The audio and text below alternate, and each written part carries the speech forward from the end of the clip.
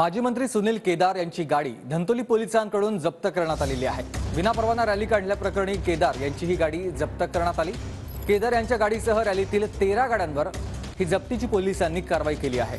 दरम्यान रॅली प्रकरणी केदार यांच्यासह 100 जणांवर गुन्हे दाखल देखील करण्यात आले। केदार यांची जामिनावर सुटका झाल्यानंतर एक रॅली काढण्यात आली होती आणि त्यामुळेच पोलिसांनी ही कारवाई केली आहे।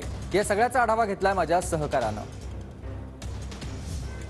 मी सध्या आहे नागपुरातील धंतोली पोलीस स्टेशनमध्ये आणि या पोलीस स्टेशनमध्ये माजी मंत्री सुनील केदार तुरुंगातून जामिनावर सुटल्यानंतर जी रॅली काढण्यात आली होती त्या रॅलीत सहभागी असलेल्या 13 गाड्या धंतोली पोलिसांनी जप्त केलेल्या आहे। आपण बघू शकतो या सर्व गाड्या ज्या आहे ही अशी माहिती मिळते की ही गाडी माजी मंत्री सुनील केदार यांची आहे। त्यासह त्या रॅलीमध्ये सहभागी असलेल्या सगळ्या गाड्या म्हणजे जवळपास 13 गाड्या या ठिकाणी धंतोली पोलीस स्टेशनमध्ये आता आपल्याला पाहायला मिळतंय।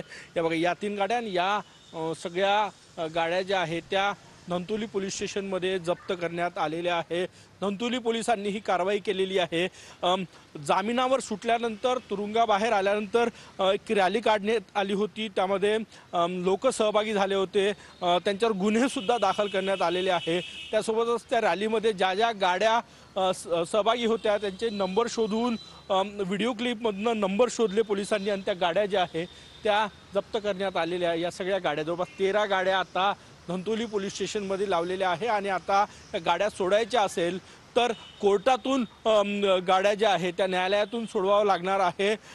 तशा प्रकारची सूचना पोलीस स्टेशनकडून गाडी मालकांना देण्यात आलेली आहे। या सगळ्या गाड्या आपण या ठिकाणी बघू शकतो। या 13 गाड्या होत्या।